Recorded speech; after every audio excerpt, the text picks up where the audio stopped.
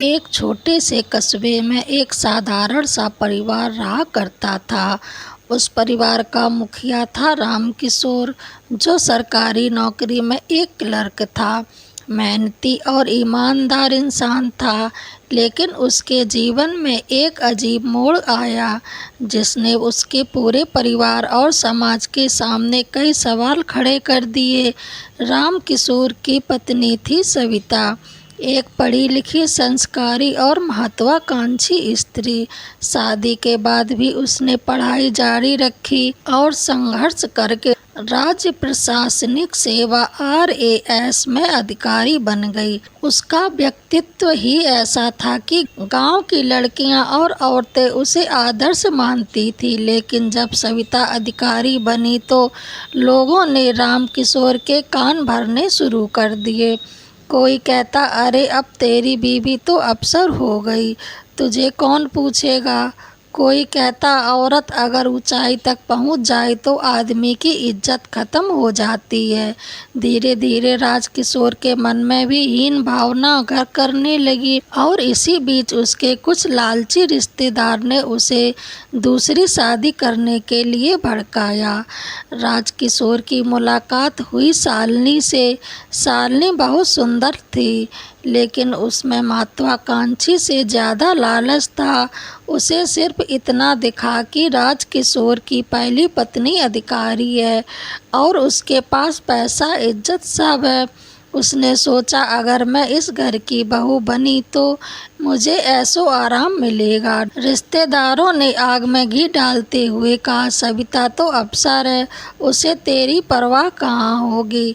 शालिनी आएगी तो घर गृहस्थी संभाल लेगी। और इस तरह बिना सोचे समझे राजकिशोर ने दूसरी शादी कर ली।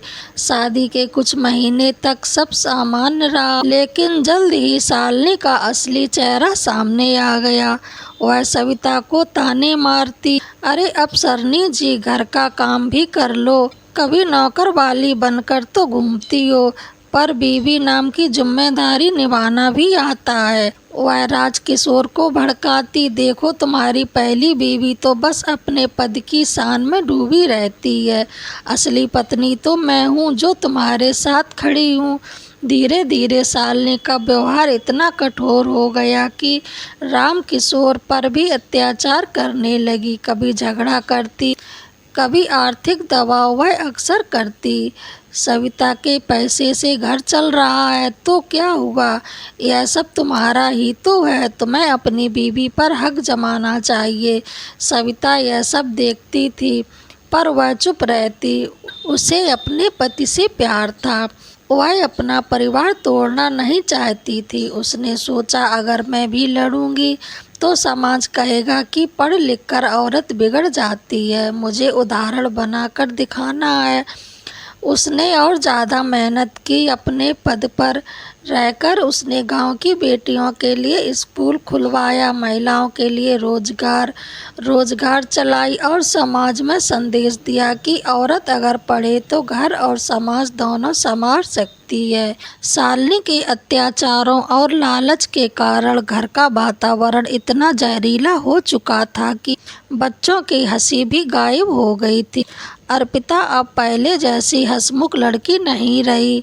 वह स्कूल से लौटकर सीधे कमरे में जाकर रोने लगी। आदित्य पूछता, माँ बाप हमारे साथ क्यों नहीं रहते, वह शालिनी के साथ ही क्यों रहते हैं। सविता बच्चों को समझाते समझाते खुद भी रो पड़ी, पर वह चाहती थी कि उसके बच्चों का बचपन कटुता से भरा ना हो। एक दिन गांव की पंचायत में शालिनी और सविता का मुद्दा उठा। गांव के बुजुर्ग बोले, हमारे समाज में दूसरी शादी की वजह से कई घर बर्बाद हो गए हैं, अब वक्त आ गया है कि हम इसे रोकें। किसी ने कहा, राम किशोर की मिसाल सबके सामने है, पहली बीवी अफसर बनकर समाज का नाम रोशन कर रही है और दूसरी बीवी घर बर्बाद कर रही। लोगों ने पहली बार यह समझा कि औरत अगर आगे बढ़ती है तो परिवार की ताकत बनती है, ना कि कमजोरी। आखिरकार हालात इतने बिगड़े कि सविता ने अदालत का दरवाजा खटखटाया। उसने तलाक की मांग नहीं, बल्कि मुझे तलाक नहीं, मैं चाहती हूँ कि कानून और समाज यह जाने कि दूसरी शादी केवल अन्याय और अपराध है।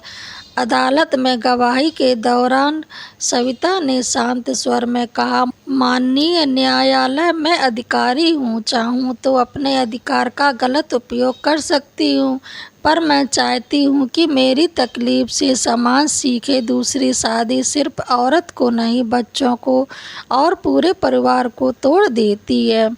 जज साहब कुछ देर तक मौन रहे, फिर बोले, आप जैसी औरतें ही समाज की असली शक्ति है, बल्कि पूरे समाज के लिए सबक होगा। शालिनी को अदालत ने घरेलू हिंसा, धोखाधड़ी और दहेज प्रथा जैसे मामलों में सजा सुनाई।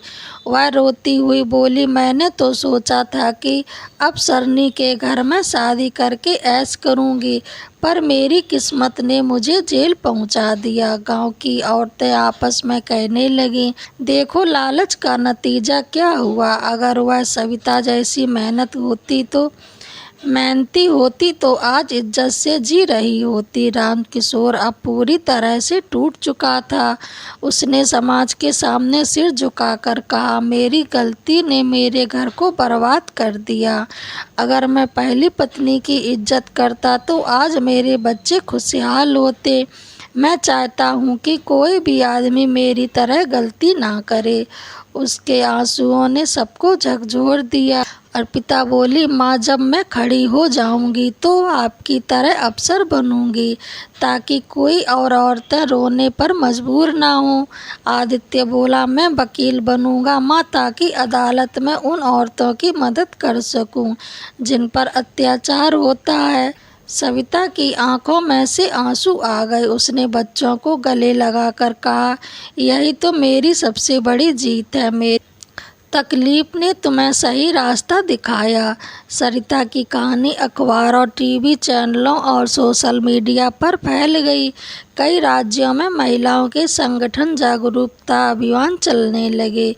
एक पत्नी का सम्मान ही असली धर्म है, दूसरी पत्नी परिवार की बर्बादी होती है। गांव-गांव, शहर-शहर लोग सविता को सुनने बुलाने लगे। वह अपने भाषणों में कहती, अगर पत्नी पढ़ लिख कर अधिकारी बन जाए तो पति को गर्व होना चाहिए, ना कि जलन।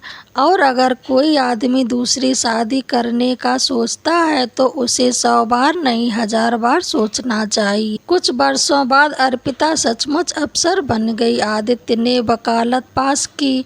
दोनों ने मिलकर समाज में महिलाओं के अधिकार और शिक्षा के लिए बड़ा अभियान शुरू की।